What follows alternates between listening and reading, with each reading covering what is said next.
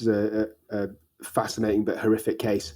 So there was a lady called Sally Clark, who incidentally herself was actually a solicitor, and she got accused of killing both of her 2 infant babies.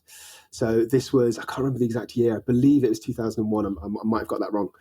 And basically what happened was that the prosecution accused her of intentionally killing both of her children, and they called for expert witnesses. And there was a man called Professor Sir Roy Meadow. So he was, a sir, he was a knight. He was very well respected in his field. And to all intents and purposes, he was a very good pediatrician. The problem is that when he gave evidence in court, I don't believe he did this intentionally. I don't believe there was any sort of malice behind this. But because he's an expert in cot death, to him, it looked like cot death. Sorry, I said that wrong. Because he's an expert in cot death, he said that it didn't look like cot death. So he stated that Sally Clark killed her own baby. And because it happened twice, he said some sort of really glib remark, like the chances of it happening in one family is 1 in whatever million. The chances of it happening twice in the same family is 1 in 63 million, I believe was the statistic that he used. And he even made even more kind of glib comments about the chances. That's like picking the Grand National, which is a famous horse race in the UK, winner 3 years in a row out of all of the horses. That's the same probability. So he's basically saying that it's almost impossible for this to be cot death. Right. It's like getting struck by lightning twice in your driveway. It's just never going to happen.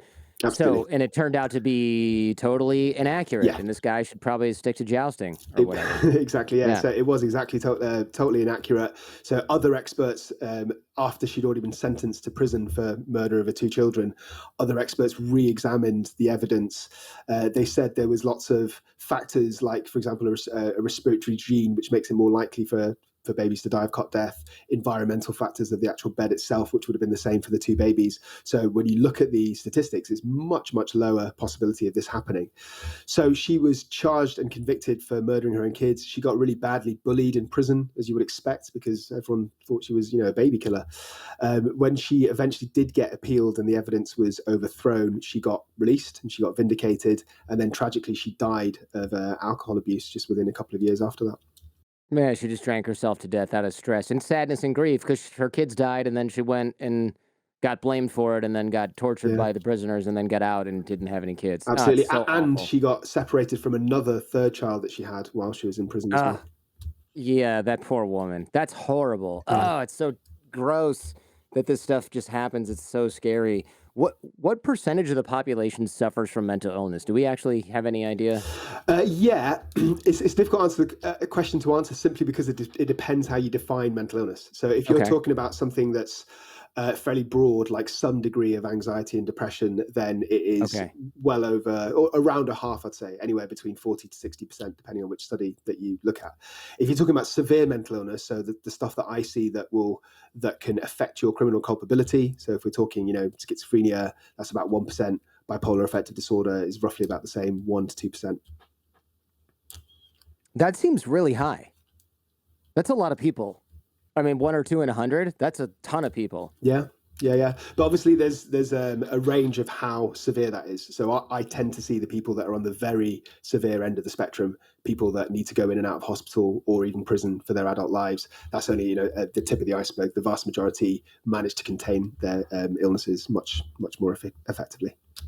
Let's talk about mad versus bad. So crazy versus bad for us Yanks. The line is really hard to draw. Why is it hard to draw? The reason it's hard to draw is because, remember how I was saying before, there's a spectrum, and on one end you've got mad, which is psychosis, and on the other end you've got bad, which is personality disorder, because the vast majority of defendants have some element of both that I see.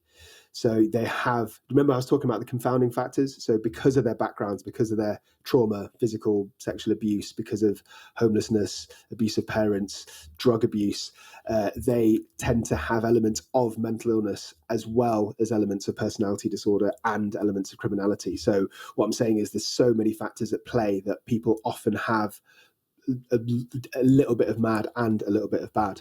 Having said all that, the one thing I would say is that even though psychiatry is full of grey areas, and even though there's people that are on different points on that spectrum, the law is very black and white. So you either have a psychiatric defense, like not guilty by reason of insanity or diminished responsibility for murder, or you don't. There's no grey areas, and when they ask me for my opinion, they either want a yes or a no. They don't want to hear this, possibility, or he has some elements of this, some elements of this. They don't care. Well, it depends. Like, dude, what do we pay you for? Figure it out. Yeah, we need you to figure this out for us.